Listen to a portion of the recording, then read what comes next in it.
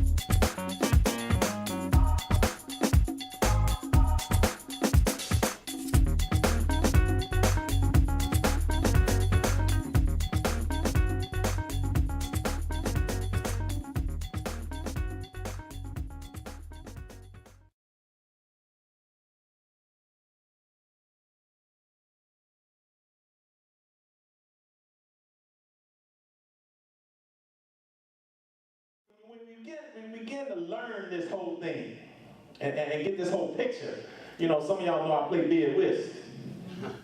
I'm with you, Pastor. Mm-hmm. Come on. Yes, sir. And many people, you know, think they good bid whist players. Okay. Then they sit down. And I don't say nothing, they just talk. Oh, yeah. Oh, yeah. I beat the computer on bid whist on a regular basis. I'm just telling you, I beat on a regular basis. Regular, every day they get beat by me. Yes, my God. Mm. So when I say I play, I play. You play. Tell you nigga, he played. He played. And one thing I know about bid whist is that, you know, there's a light at the end of the tunnel. And let me tell you what that light looks like. When the person tells you it's a new day. Yeah. It's a new day. It's a new day. That means the scores now are 0. Mm-hmm. Right. And you got a chance to come up again. Yeah. Well, today, that's what I want to talk about to you. I just want to tell you, it's a new day, and you need to live to win. Tell your neighbor, it's a new day. It's a new day. And you need to live to win. Yeah. There's something that just happens in your spirit when you hear it's a new day. If you have been losing, if you have a negative score in bid whist, if you playing basketball and you down 22-12 and it hits 24 and you playing the 24 and they say it's a new day, that's a relief when you've been losing. Yeah. A new day should be a relief when you've been losing. Well, Jesus reset the life of us and gave us a new day, but some of us haven't taken the reset of the cross, and therefore we're living like we're still under when we are over, and God has told us it's a new day. Yeah. And when he told us that, he said you should live to win. Revelation tells us clearly that we overcame. In other words, we win by the blood of the Lamb and the word of our testimony. So we already are sitting in a seat of victorious, nothing but champions and nothing but victories, but yet we still walk around like defeated folk. My God. I tell you, you know, it's frustrating. I know how Jesus feels sometimes. It's frustrating when you try to pour out into a people and they don't grab what you're saying enough to say, I can win with this. And they choose to do it their way and lose. It's frustrating when you pour out and you give all you got to a situation and they still choose the same old way and keep losing. If I'm sitting down with a card player and they want to be my partner, they got to play to win. Right. You don't sit on the other side of me and you afraid to lose. You're not going to be it when you got a hand. No. You got to sit somewhere else. But if you sit with me, you are playing to win. You sit down knowing that my partner got something even if I don't. Right. One thing I learned about cards is if you good, you can take a trash can and run a Foster. You just got to have strategy. And you got to have a partner that knows what to play, when to play, and how to get it back to you. That's right. You got to have a partner. Peter had some partners. Yes, he did. All right. Y'all know that, right? Yes. He had some partners in fishing. Yes. And when he had too much fish, he could call his partners over in the other boat, and they would come over and say, I got you till we get to shore. Yeah. Tell you, neighbor, you got to work with some partners. You gotta work with somebody. And one of the things that I begin to see is that when he says it's a new day, when we say it's a new day, that means everything is just reset. What you did wrong no longer counts against you. My God. Your mistakes from your last hand, because God deals you a hand all the time. And sometimes you just don't play it right. Absolutely. Sometimes you don't even know what's in your hand. You got some trumps, you got some, some jokers, you got some good stuff in your hand, and you don't know how to play it because you are playing not to lose. All right. When God gives you a hand, let me tell you what a hand looks like. You got a family that supports you. That's a hand. Tell your neighbor that's a hand. When you are not starving and you're not in the food lines, that's a hand. Tell your neighbor that's a hand. When you got a roof over your head and you ain't got it dripping in your face, tell your neighbor that's a hand. When I got heat in the winter and cool in the summer, tell your neighbor that's a hand. Come on now. That's a hand. All right. Some of us forsake our good hands. Help us. We forsake our good hands and reach for a bad hand. Yeah. Hand with no promise. A hand with no destiny. A hand with no purpose. A hand that can't take you nowhere. And we reach for that hand when we already had a hand that we just needed to learn how to play. My God. Lord have mercy, somebody hear me. Just let the revelation hit you where it hits you, But one of the things that I see in this whole thing is when they say it's a new day, that my decisions that I'm making should be different. I should play with risk to win. My God. All right. Not defense, not to lose.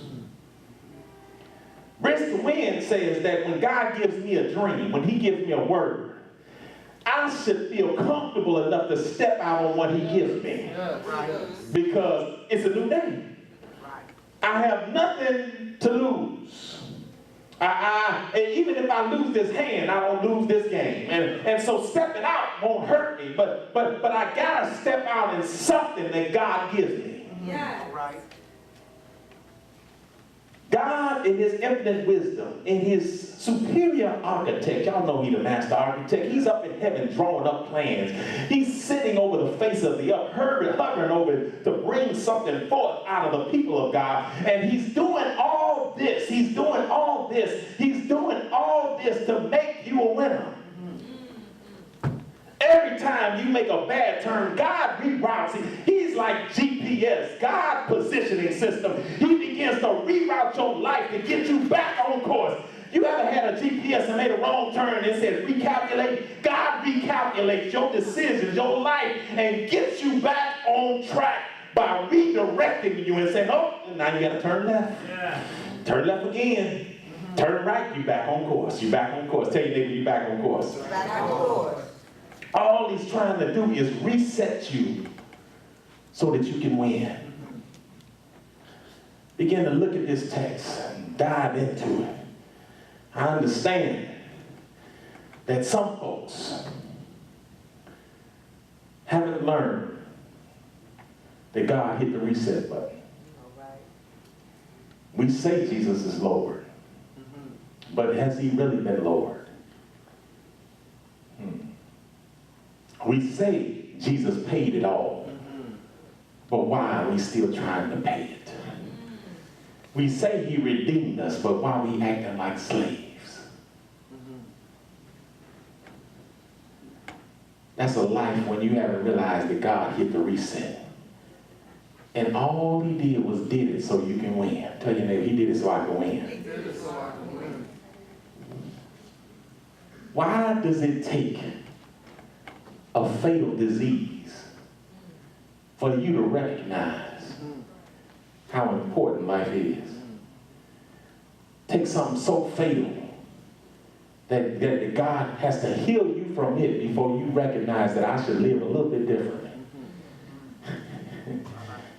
Anybody been sick? See, when you've been sick enough to die and you recover from that, you got a whole different perspective on life than people who have not gotten sick. And so when people, they don't understand your plight. They don't understand which way you're going when you like that. Because you got something on the inside that has hit the reset button and said, God gave you another chance. I don't know if you've been downtrodden and been hooked on something, but when you get delivered from something and you understand what that did to you in that period of life and how much promise you got in front of you, you understand that God hit the reset button. He's been resetting our life, all of our lives. All right. Every time we make a mistake, God just says, no, I'm not giving up yet. No, it's still got purpose in them. Yes. Because some of y'all have given up on yourselves when God hasn't given up on you. Hallelujah. And you got to get to the place where you appreciate life enough to live to win. Yeah. Tell your neighbor, I'm living to win. I'm living to win. Let me dive into this text and we almost out of here. All right. First verse says, afterward Jesus appeared to the disciples, again to his disciples by the Sea of Galilee, and it happened this way. Simon Peter, y'all know Peter, right? Thomas, y'all know Thomas, also known as Didymus. Nathanael from Cana in Galilee, and the sons of Zebedee, and two others. I guess they weren't significant enough to mention. Okay. But they were there. When you count the number, it was 7 of them. Now let's look at the 5 that we know of. There was Simon Peter. Yes. Now, Simon Peter was the one that just came off of a betrayal, just to understand. So he has not felt the reconciliation of Christ. All right. And so he is acting like a loser because he feels that he lost something. You look at the next person and you look at Thomas. Y'all know Doubting Thomas. His name means twins. He often walks around like he got 2 personalities. When he's with you, he's one way. When he's without you, he's another way. His name means twins. He's counterproductive of himself. He's his own worst enemy. He's got the winning side and the losing side all in the same person on the same day. And he can go from winner to loser, loser to winner on the same day, same hour. He's got to touch you to realize it. He's got to touch you to believe it. He's got to have all this stuff working just to know that you Jesus. Then you got Nathanael. I don't know, Nathanael was the one sitting up under the tree with the deep thought. He had the deep thinking. But he came from a place of Cana, Galilee, the place of the first miracle. And when you look at that, you begin to understand that he's the place of new wine. He represents new wine. So you got twins on one thing. You got the rock with you. And you got new wine with you. All deciding. All right. To go fishing. Now you got the sons of thunder. Okay. The sons of Zebedee. Y'all know them as the sons of thunder. You got all this power in a boat. All this power. Power that has cast out demons. Power that has healed and delivered. Power that has prayed folk through all kinds of stuff. All deciding it's fishing time. Yeah. Problem we face in life is that some of us won't stay at the table with Jesus long enough. My God. And we want to go back to a more comfortable place, so we decide to metaphorically go fishing. Wow. We decide to metaphorically check out. These are powerful men of God.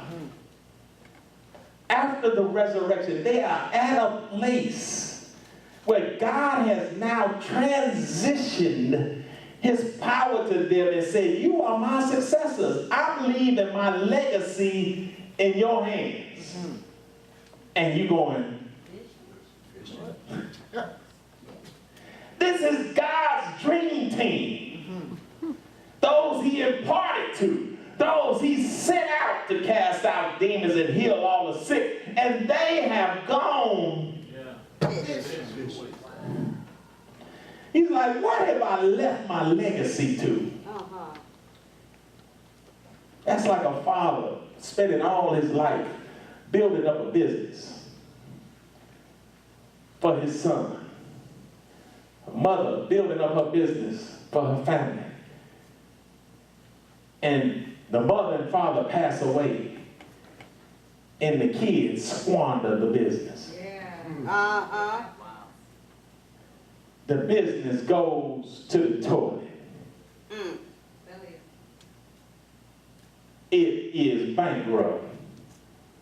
That's what this is like. When you spend all your life, all your ministry pouring into somebody, and they have gone fishing. Did they not hear my instruction of what they needed to do next when I'm gone? The biggest concern of any successful family is making sure their children have an opportunity for success. Absolutely. If you had any measure of success as a parent, you want your children to be successful. You don't want them to be failures. You want them to be self-sustaining, not dependent on a system, not dependent on people, but being able to depend on what God has blessed them with. Because they learn how to live with what God gave them and live to win. Amen. The worst thing you can see is that you poured all this into them and they choose to lose. Jesus. And not even knowing the influence, Peter says, I'm going fishing, and the other 6 say, I'm going too. My God. They was waiting on Peter to make a decision. Peter says, fishing time. Oh, Lord. These are disciples that saw Jesus embrace purpose. They saw the good, the bad, and the ugly of dealing with purpose. They saw what